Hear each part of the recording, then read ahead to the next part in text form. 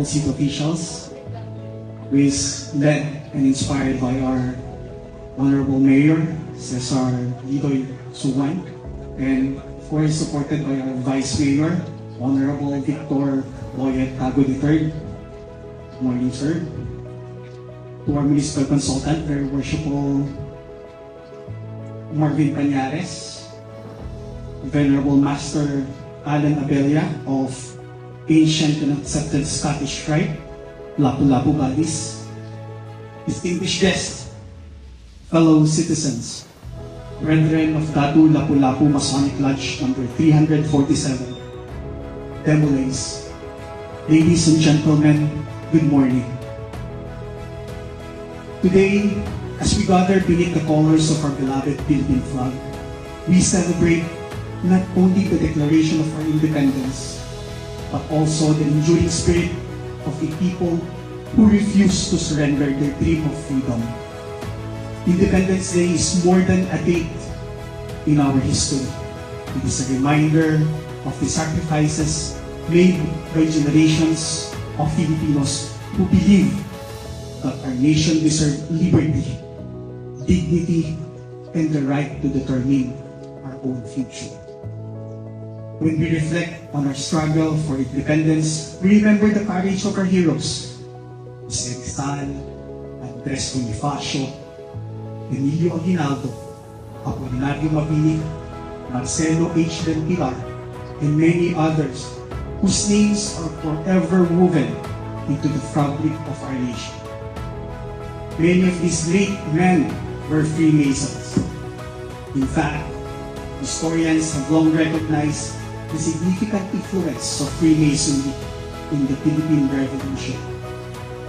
The ideals nurtured within the lodges, liberty, equality, brotherhood, truth, and justice, inspired many of those who would later awaken the Filipino consciousness and lead the movement for national freedom.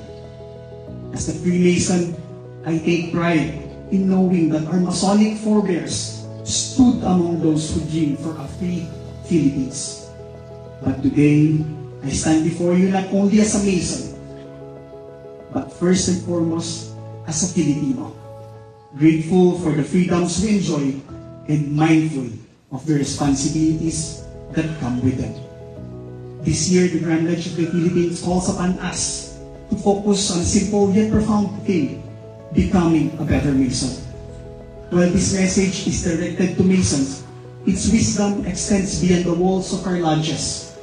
To become a better Mason is to become a better man, more honest in our dealings, more compassionate in our actions, more faithful to our obligation, and more committed to serving our fellow men. In many ways, it is the same challenge that confronts us citizens to become better Filipinos each day than we are yesterday. More than 100 years ago, our heroes fought to free our nation from colonial rule. Today, we are not called to take up arms. Instead, we are called to defend our freedom through honesty, integrity, discipline, and service to others. The challenge of our generation may be different, but the mission remains the same: to build a stronger, more united, and more prosperous Philippines. Every teacher who shapes young minds, every worker who performs his duties faithfully, every public servant who serves with integrity, every parent who instills good values, and every citizen who chooses what is right contributes to the continuing work of our nation building. As Masons, we are taught to be builders, not merely builders of structures, but builders of character, communities, and society itself. The same principle applies to our nation. The Philippine we desire for our children will not be built by heroes of the past alone. It will be built by the action we take today. The generation of Rizal, Bonifacio, Mabini, and Aguinaldo gave us a nation. The question before us now is simple: what kind of nation will we leave to the next generation? May we prove ourselves worthy of the sacrifice of our heroes. May we remain faithful to the principles of liberty, justice, and brotherhood.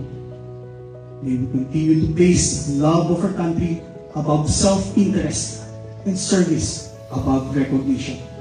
And may we never forget that the future of the Philippines is built not only by great leaders, but ordinary Filipinos who choose every day to do what is right. As we celebrate this Independence Day, let us renew our commitment to our country.